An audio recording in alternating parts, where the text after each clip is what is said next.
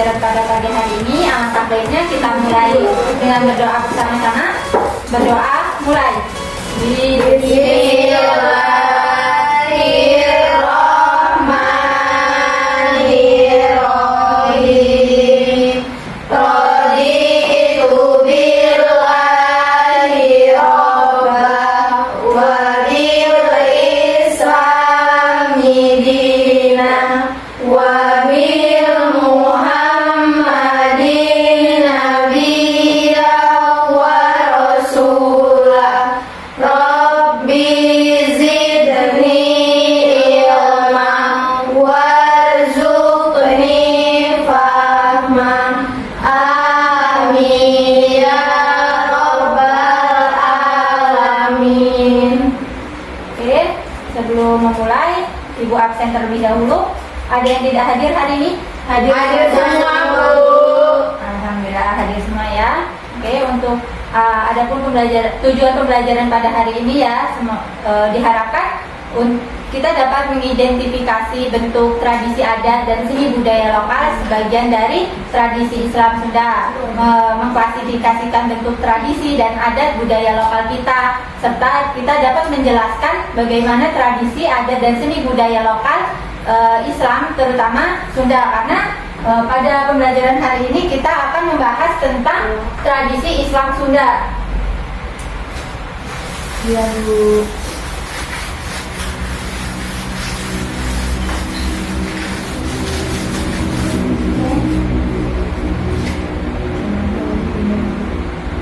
Di sini ada yang adatnya mungkin Sunda gitu. Ada Bu, Ibi. Iya. Aku juga. Bagaimana kebudayaan atau kebiasaan di orang adat-adat Sunda, ada yang sudah tahu? Belum. Ya, kita bahas bareng-bareng hari ini.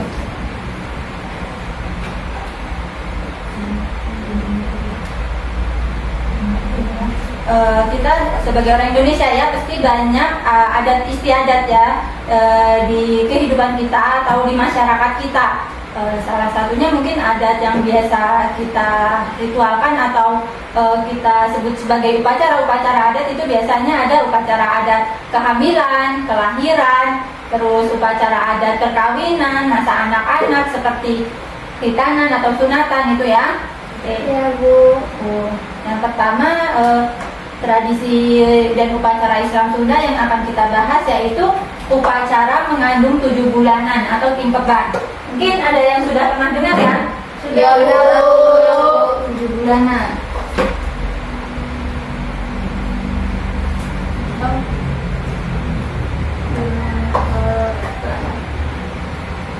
Upacara ini biasanya dilaksanakan atau dilakukan pada seseorang ya yang mengandung 7 bulan.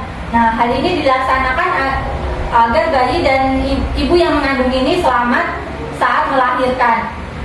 Nah, tingkepan ini berasal dari kata tingkep yang artinya tutup. Nah, upacara ini biasanya diadakan dengan pengajian membaca surat Al-Quran seperti surah Yusuf, surah Maryam, dan surat Luqman. Nah, di samping itu di persiapan pula peralatan juga untuk upacara 7 bulanan seperti memandikan ibu hamil dengan yang utama yaitu membuat rujak. Biasanya itu ada rujaknya dengan 7 macam buah. Kemudian emang harus 7 macam ya, Bu? Iya, karena 7 bulanan, jadi 7 macam. Oh iya. Ibu yang sedang mengandung ini kemudian dimandikan oleh 7 orang keluarga terdekat, seperti orang tuanya mungkin dan kakak adik dan lain sebagainya ya, yang dipimpin seorang paraji atau seorang ahli medis tradisional yang mengenai proses melahirkan, atau mungkin dulu dukun bayi atau lain sebagainya itu ya penyebutannya. Dan kemudian ibu yang mengandung ini diberi 7 lembar kain batik yang dipakai bergantian setiap guyurannya dan dimandikan dengan air 7 rupa. Maksudnya 7 rupa itu dari 7 sumur, dari 7 sumber mata air gitu. Pada guyuran ke-7 ini dimasukkan belut sampai mengenai perut ibu hamil tersebut. Nah, yang diharapkan ini kelahiran itu seperti belut, langsung keluar gitu, lancar. Ya. Bersamaan dengan belut itu keluar dari pakaian ibu hamil ini, dibelah juga kelapa ya, yang sudah digambari tokoh wayang. Kemudian yang kedua itu upacara reuni mundingun. Reuni munding. Gimana itu, Bu?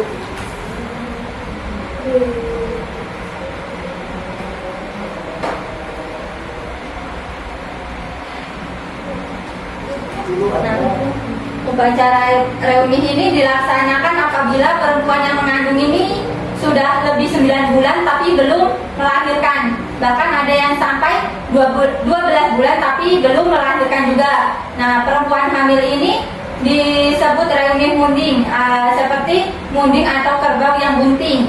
Upacara ini diselenggarakan agar perempuan yang hamil itu, yang hamil tua itu segera melahirkan. Jangan seperti kerbau yang tidak terjadi sesuatu yang tidak diinginkan. Pada pelaksanaan leher perempuan ini dikalungkan kelompongan ya, dan dituntut oleh indung gaurang atau tenaga tradisional dalam bidang perawatan ibu dan anak. Nah, sambil membaca doa dibawa ke kandang kerbau atau mengelilingi kandang kerbau 7 kali. Jika tidak ada kandang kerbau ini, maka mengelilingi rumah sampai 7 kali.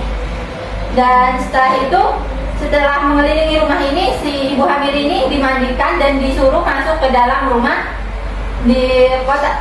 Di kota pelaksanaan upacara ini sudah sangat jarang dilaksanakan ya. Mungkin upacara-upacara ini hanya ada di daerah-daerah. Kemudian yang ketiga, upacara memelihara tembuni.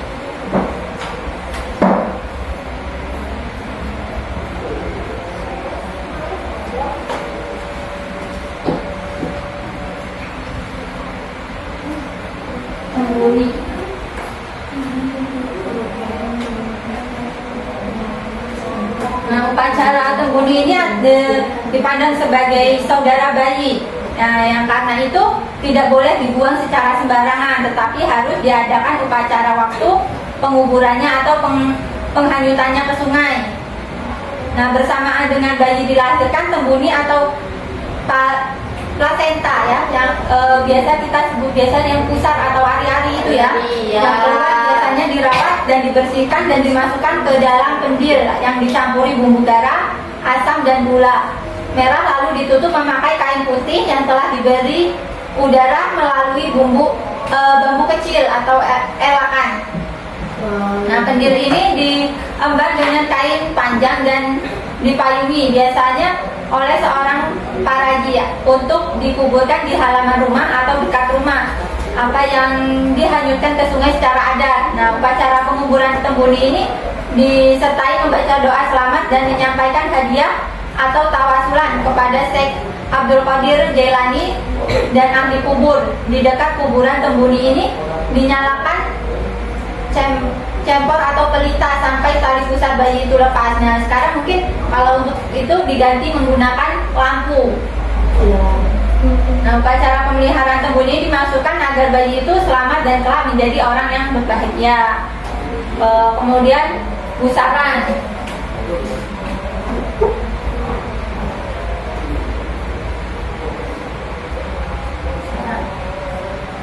Nah, upacara gusaran ini yaitu meratakan gigi anak perempuan dengan alat khusus. Nah, maksud upacara gusaran ini ialah agar gigi anak perempuan itu rata dan terutama agar nampak bertambah cantik. Nah, upacara gusaran ini dilaksanakan apabila anak perempuan sudah berusia 7 tahun. Nah, jalannya upacara ini, anak perempuan setelah didandani duduk di antara para undangan, selanjutnya membaca doa dan sholawat kepada Nabi Muhammad SAW. Kemudian indung induk burang melaksanakan gusaran terhadap anak perempuan itu. Nah, setelah selesai lalu dibawa ke tangga rumah untuk disawer atau dinasihati melalui syair lagu. Selesai disawer, kemudian dilanjutkan dengan makan-makan. Biasanya dalam upacara gusaran ini juga dilaksanakan tindikan, yaitu melubangi daun telinga untuk memasang anting-anting agar terlihat cantik.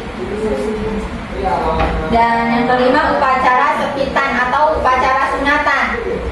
Nah, upacara sunatan atau khitanan dilakukan dengan maksud agar alat vital bersih dari najis. Nah, anak yang menjalani upacara sunatan ini dianggap telah melaksanakan salah satu syarat utama sebagai umat Islam.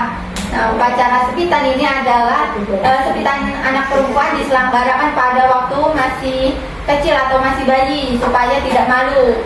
Nah, upacara sunatan yang diselenggarakan biasanya jika anak laki-laki sudah berusia 6 tahun. Dalam upacara sunatan, selain para disunat, juga diundang para tenaga handai, tolan, dan kerabat. Nah, biasanya pelaksanaannya ini pagi-pagi sekali ya. Anak yang disunat ini dimandikan atau direndam di kolam sambil sampai menggigir. Nah, kini hal macam itu jarang dilakukan lagi berhubungan dengan teknologi yang sudah canggih, jadi tidak perlu lagi. Kemudian cucurak. Ini tadi 5 sunatan, sunat ya. Yang ke-6 cucurak.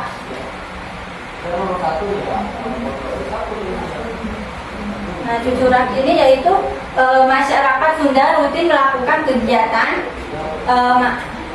makan bersama dan saling bertukar makanan yang sering disebut dengan cucurak. Cucurak ini berasal dari kata curak-curak yang diartikan dengan kesenangan atau suka-suka.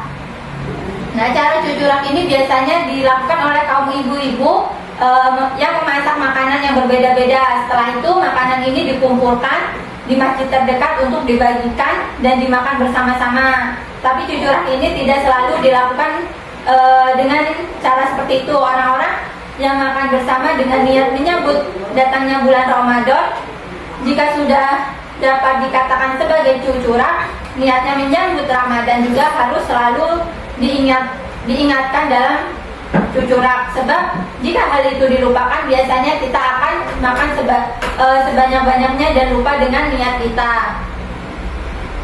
Nah, curak-curak ini dilakukan untuk menjalin silaturahmi dan saling memaafkan antar masyarakat. Selain itu, cucurak juga merupakan bentuk rasa syukur terhadap rezeki yang telah diberikan Tuhan kepada kita sebagai tradisi unik dari Sunda. Jangan sampai kegiatan cucurak ini akan hilang ya dengan beriringnya waktu atau dilupakan.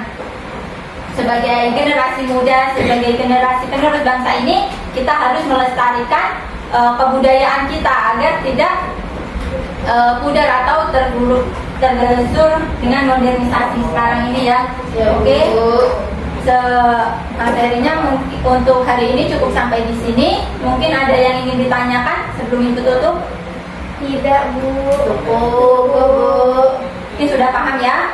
Insya Allah paham, Bu. Oke, jadi kalau sudah paham, Ibu tanya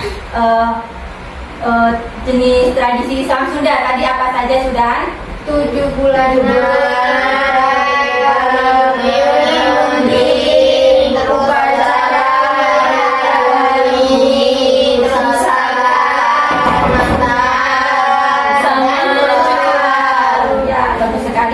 Oke, berarti Ibu anggap paham semuanya ya.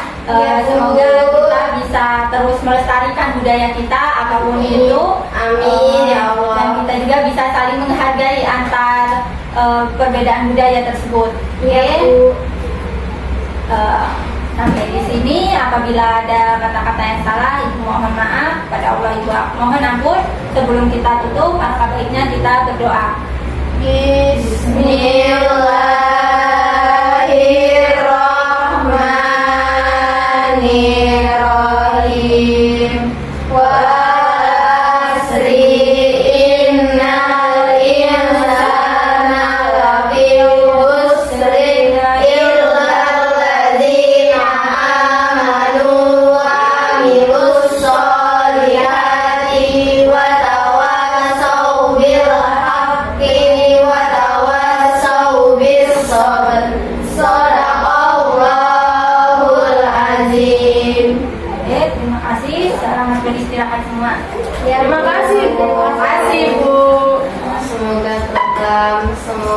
segera